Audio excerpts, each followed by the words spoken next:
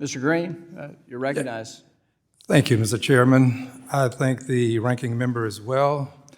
And of course, I thank the Secretary for being with us today. Madam Secretary, an honor to have you before the committee.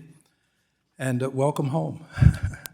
Welcome back to Congress. Madam Secretary, I'm going to speak to you very briefly about CDBG-DR, but at the time of the event that occurred that I shall address, it was CDBG mitigation funding.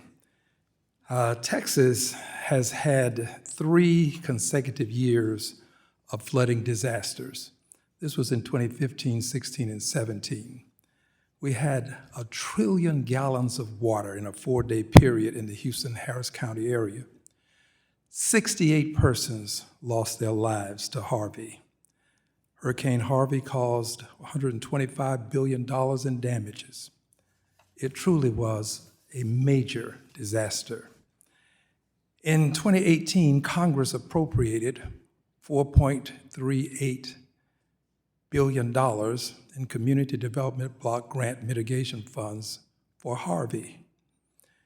In May of 2020, the Texas General Land Office announced an application process for Texas counties to compete for mitigation funds. In May of 2021, the GLO announced awards for the first round of funding totaling $2.3 billion. Here's where it becomes rather enigmatic, to say the very least. GLO, in making the initial award, did not award any dollars to Houston-Harris County, which suffered the 1 trillion gallons of water and the damages that I outlined. We have, since Harvey, been trying to get GLO to cooperate with us. I do not in any way cast any shade, as we might say, on your department and on you, because you have been involved with this and you've done many things to try to resolve this, and we're still seeking resolution in the state of Texas.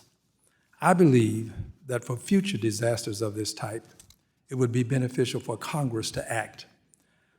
I think that we have legislation pending currently that can make a difference. The Reforming Disaster Recovery Act. This legislation was initially introduced by my colleague across the aisle, Ms. Wagner, and she and I tried our very best to get it passed.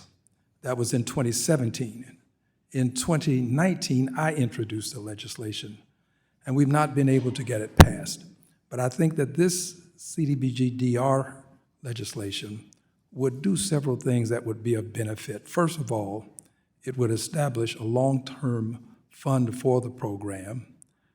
It would codify the program itself such that we wouldn't find ourselves reinventing the wheel each time we have a natural disaster. It would also require the states and local governments to administer funds per the fair housing and civil rights laws. I think this is going to help you and your agency to better serve the people that I represent, and quite frankly, people across the length and breadth of the country, because we have these disasters in various forms in various venues.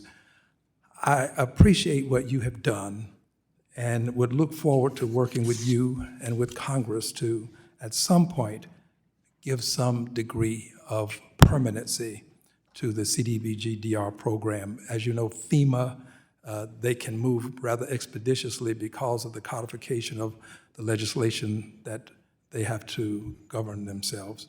And if you would like to make a comment, I would welcome any comment that you have. I just want to say thank you, because that will allow us to get to people when they are in most need, and that is right after a storm or a fire or whatever it may be will have occurred. So thank you. I thank you, and I will yield back, Mr. Chairman. The gentleman yields. The gentleman